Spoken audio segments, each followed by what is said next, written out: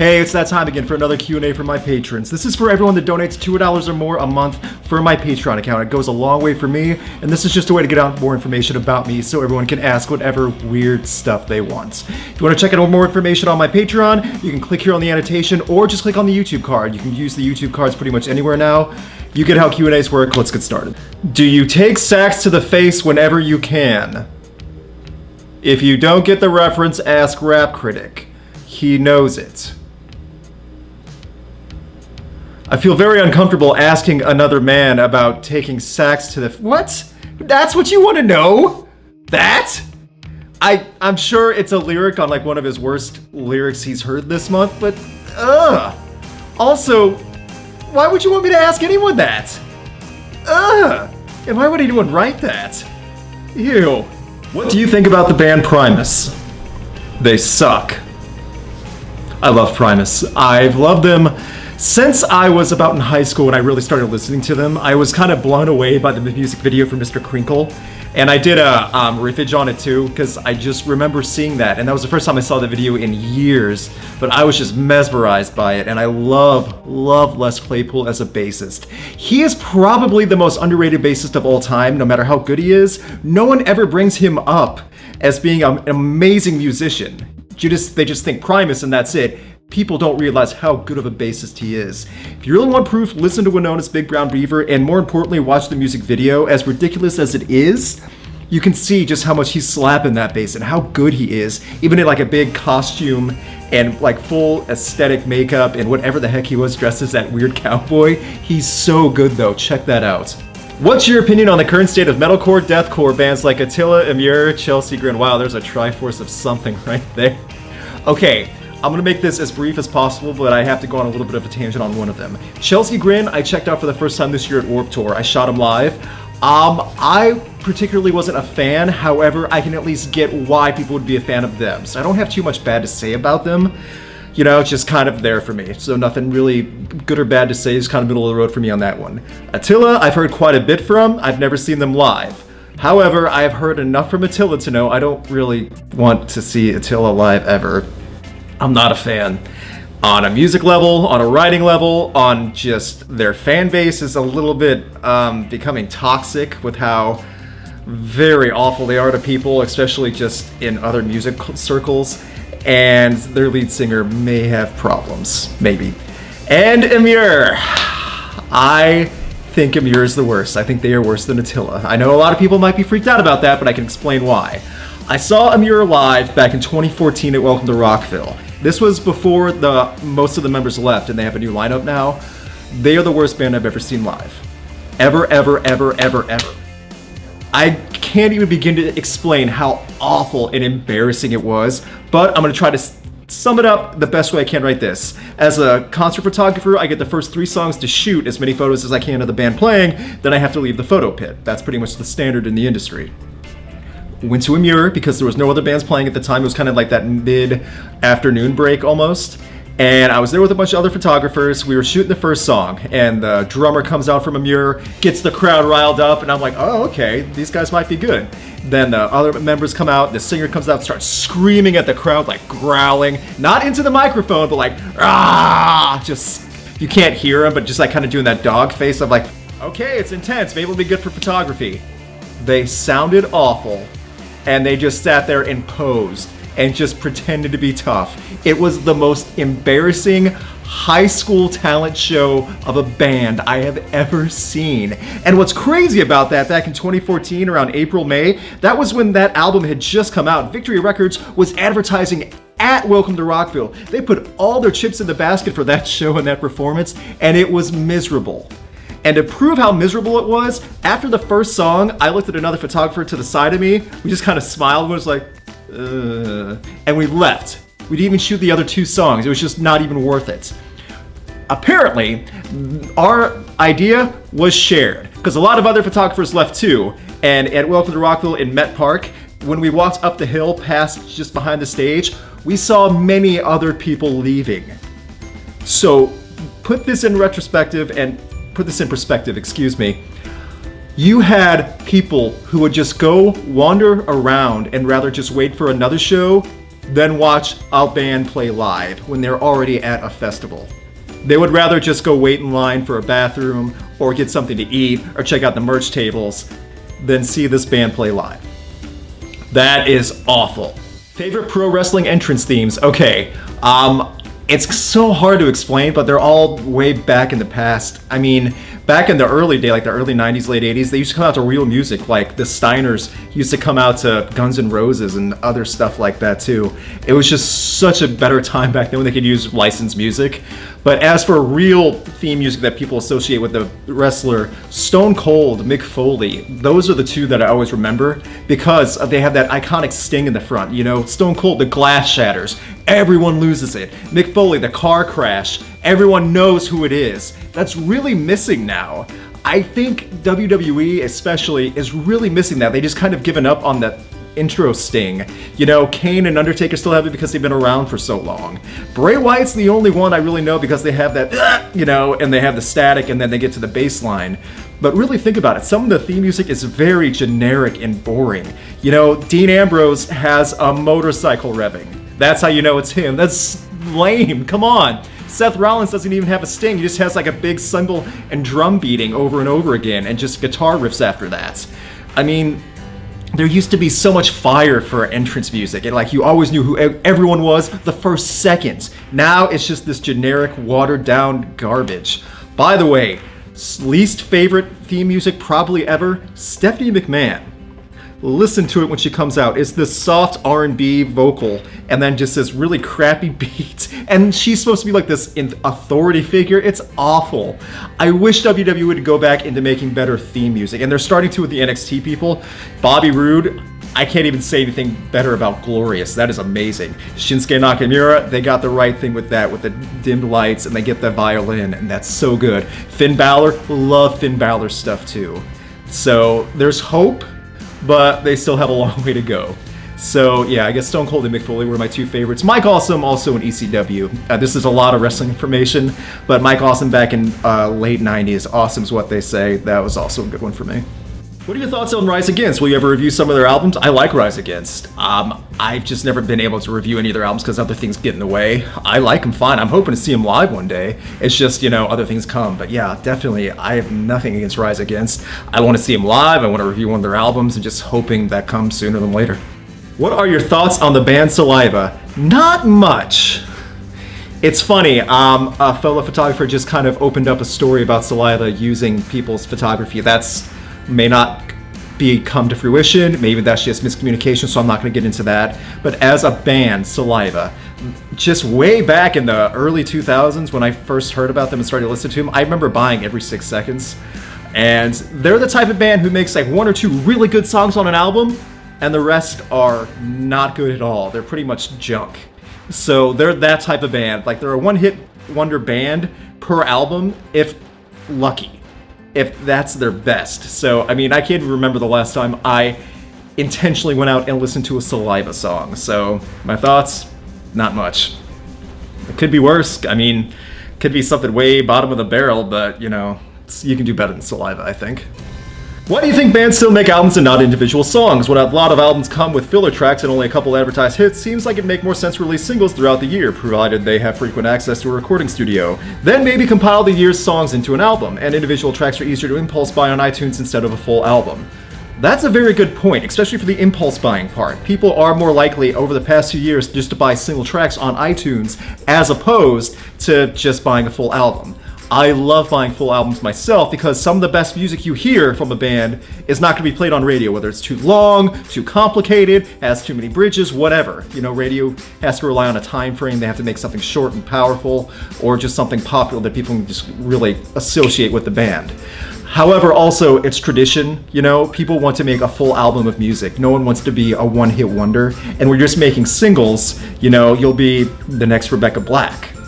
Yeah, you can make a song that sells, but does that make it really good? I think the best way to do it is to make a full album, or just starting with an EP, because that's more songs. That kind of proves to show you can make more than one song. It doesn't have to be amazing every second of it, but it has to show what you're capable of in the beginning. And then as you go on, you really have to start stepping your game up, you know, make albums mean something. They don't have to be a full concept album, but really show that you're a musician, that you can create, be passionate about it. Don't make filler tracks, and that will really put your name out there.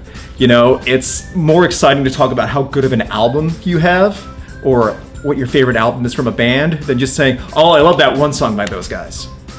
Because the conversation kind of stops after that. When you talk about the album, there's more to talk about then. That's why I love doing album reviews instead of just single songs. Not saying I'll never do that, ever. But as of now, I mean, that's the whole thing, I think, for albums. There's more to it, there's more involved, you get more music out of them, it shows more what the musician can do, and tradition for collecting, purchasing, just everything involved. So I think that's why. However, I can't really argue why people would want to just buy singles, because, and bands who would just want to make singles, because it is easier and it's a faster revenue stream. What are your favorite songs from Gorillaz? Every Planet We Reach Is Dead is one of my favorites from them, probably my number one. I love the build-up, I love the rhythm, I love just how long it fades into something so gorgeous. That's probably my favorite Gorillaz song ever. No one really talks about that one either. That was like one of the first songs I learned to play on bass, too, because it has a pretty easy bass line that's very steady and slow enough that you can actually just kind of pluck along.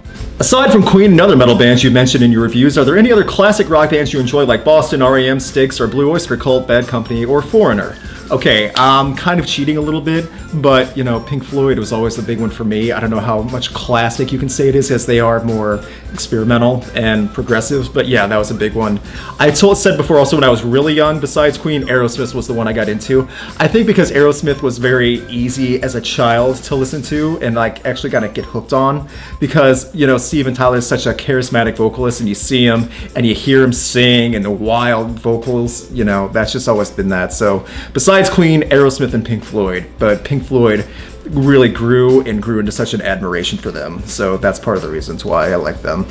If you were to make up an all-star band of your favorite musicians, who would you pick? Okay, we already talked about two kind of in this video so far. Freddie Mercury from Queen, I just mentioned. Les Claypool on bass. I think for guitar, I would probably alternate. I'm not sure if we can have one guitarist or two. I can, I mean, it's my band.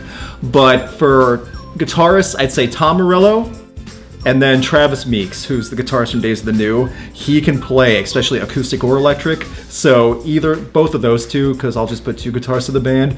And then for drums, Neil Peart. I mean, I can't think of another drummer that can really top that. I think that would be my masterpiece of a band. What style and genre they would play, I have no idea, because they're all wildly different in crazy different bands, but they got all the talent in the world, and if I could do it from any group, alive or dead, that would be my lineup. Between White Zombie and Rob Zombie's solo material, which do you personally prefer? I mean, I think it depends on the song and the album, not more specifically the song. Because if you go by album, White Zombie has a little more consistency, especially early on. But by song, yeah, Rob Zombie's are much more memorable. I mean, you have Dragula and Super Beast. Wow, my mind's blanking, but there's so many, even currently when they have the new album come out this year with Everybody and the UFO. I mean, so on a single level, I'd say Rob Zombie. On full albums, White Zombie. I know that's kind of cheating a bit, but I think that's how I differentiate. And I love Rob Zombie, so I don't know, it kind of depends what you're in for. What bands do you think have had the best and worst singer changes? I don't know about best. It's kind of hard to say. It's such a drastic thing when a band has to get a different singer. But for some of the worst, the most unfortunate I think that comes to mind is Drowning Pool, because a year after they finally started making it big, they were on Ozfest, the lead singer died. That's pretty rough, because they had an iconic voice. Even though I hate the song Bodies, that album Sinner actually has a lot of good stuff on it. And they had potential and talent. The singer dies, unfortunately, and they've had a few singer changes, and they've never really meshed with me, at least. They've never really stuck.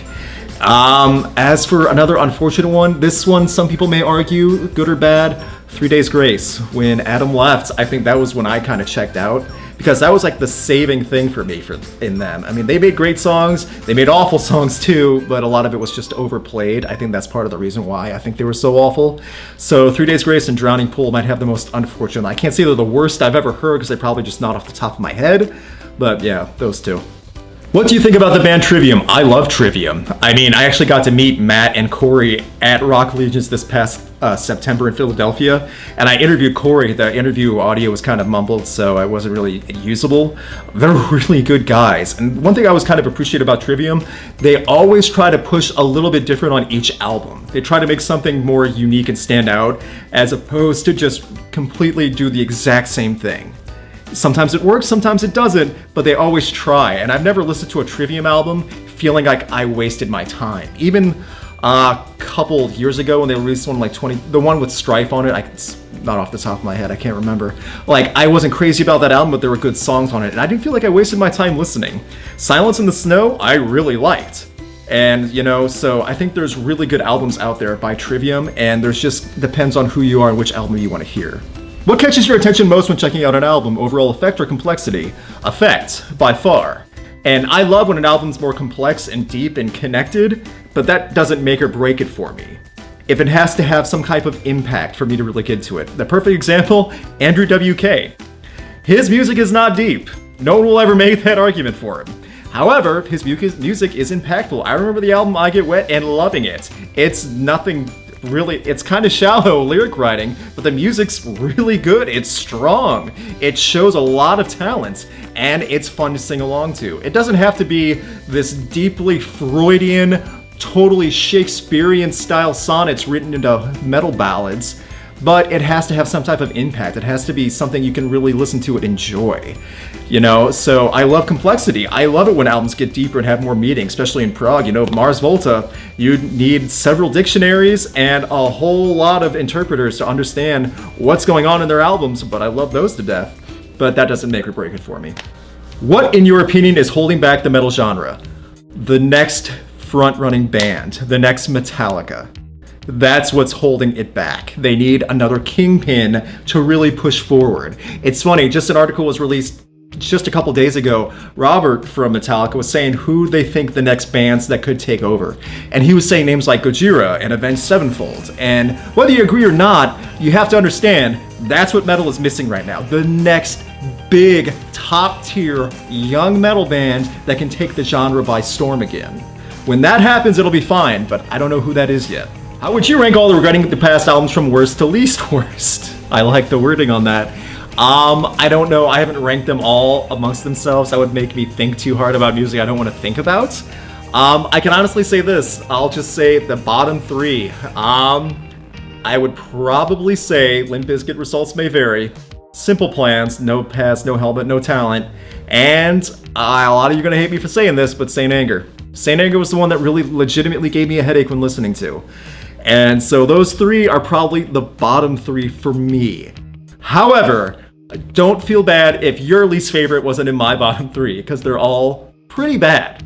Question for Luke's hair. When are you going to get your own channel? Even though that thing attached to you has good taste in music and video games, we'd love to hear your opinion. Really? There are more people coming to my videos just to see my hair? That's it? Well, is that really what you guys want too? Just a separate playlist of videos of me just in different hairstyles? Like I have someone come in and braid it one day? No. Awful. It's just hair. That's it. It just does what it does. I have very little control over it, to be honest. It just kind of wildly does whatever it does every morning, and I try to tame the beast every day, hoping for the best. It's just hair. What is wrong with some of you? You know what? Okay, that's it for this time. Thank you again to all my patrons. You guys have helped out dramatically for a lot this year. I was able to get a newer camera so I could shoot more video. That helps out a ton. I promise you when I say this, every dollar I get through Patreon goes to support Rocked. I'm not using it to go buy groceries, go pay other bills. It goes to help make Rocked better, whether that's through website maintenance, you know, getting more equipment, whatever it is. Thank you again for all the support. Please check it out in the YouTube card if you want more information. We're getting really close to more Patreon goals, and you'll always get rewards, whether it's something little, just a shout out on Twitter, all the way up to your request for an album to be reviewed. Thanks again. Thanks for watching. Get over my hair. It's just hair. Ridiculous.